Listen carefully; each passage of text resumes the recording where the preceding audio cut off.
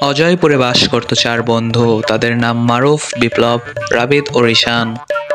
তাদের ভিতরে ছিল অনেক সুন্দর বন্ধুত্ব। তারা চারজন একসাথে সব জায়গায় যেত এবং সব জায়গায় মিলেমিশে থাকতো।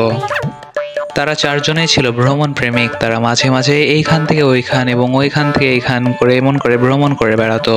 একদিন তারা করলো যে আজ তারা ভ্রমণের উদ্দেশ্যে বের হবে বনের মাঝে। একসাথে গল্প করতে করতে এগিয়ে চললো বনের ভিতরে। এক সময় তারা অনেক গভীর জঙ্গলের ভিতরে চলে আসলো।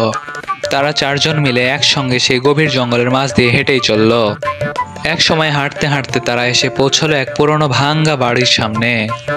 সেইখানে পৌঁছানোর পর হঠাৎ তারা দেখতে পেল যে তাদের সামনে একটি বাঘ ধেয়ে আসছে এবং তারা সকালে অনেক ভয় পেয়ে গেল। বাঘটিকে দেখে রাবিদ এবং রিসান ভয় পেয়ে পিছন দিক থেকে পালিয়ে চলে গেল। তবে মারুফ ও বিপ্লব পালাতে পারলো না, কারণ তারা দুজন সামনে ছিল। মারুফ ও বিপ্লব তারা দুই বন্ধু সাহসিকতার সাথে বাঘটির মোকাবেলা করলো এবং তারা দুইজন মিলে একসাথে বাঘটিকে মারতে লাগলো। মারুফ এবং বিপ্লবের মার খেয়ে বাঘটি ভয়ে দৌড়তে দৌড়তে পালিয়ে চলে গেল। এরপরে তারা দুইজন বাসায় এসে ফিরলো। তবে তারা আর কোনোদিনও তাদের বন্ধু রাবিদ এবং রিসানের সাথে আর কোনোদিন কথা বলে না, কারণ তারা বেঈমান। তারা বিপদে ফেলে তাদেরকে পালিয়ে রেখে চলে গিয়েছিল।